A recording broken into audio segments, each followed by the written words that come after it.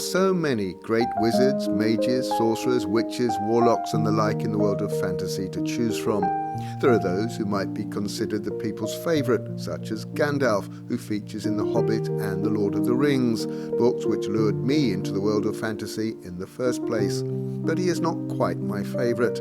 Neither is Merlin from Arthurian legend, although I think Mary Stuart's version of him in what is known as her Merlin trilogy is one of the best and most human creations in the genre. The first in the trilogy, The Crystal Cave, which I suppose could be considered an origin story, is exceptional. I have a great fondness for Soulcatcher in Glenn Cook's Black Company.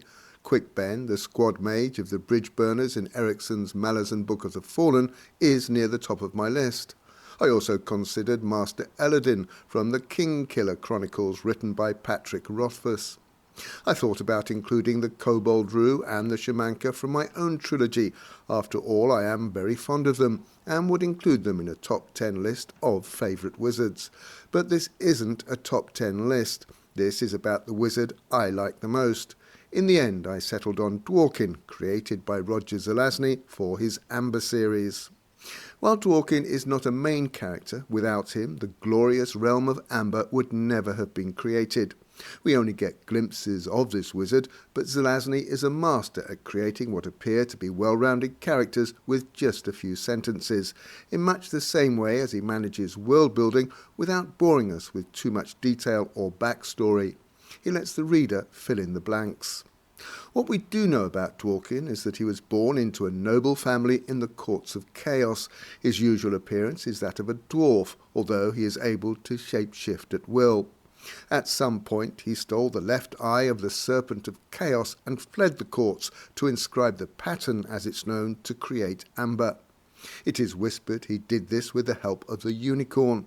It is also rumoured that he mated with the unicorn to produce his son Oberon, whom he then placed on the throne of Amber and served as wizard in his court until damage to the pattern he created broke his mind. I admit I've chosen my favourite wizard from those books I love, where the magic systems are not as developed as those of excellent writers such as Brandon Sanderson, N.K. Jemisin and M.L. Wang.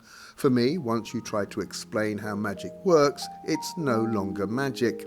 Who's your favourite wizard? And do you prefer your magic explained or its workings left to your imagination? Let me know in the comments below. Well, that's all for this episode. If you like these podcasts and find them useful, please follow or subscribe and share them with your friends. If you want to help with the cost of making them, you can buy me a coffee.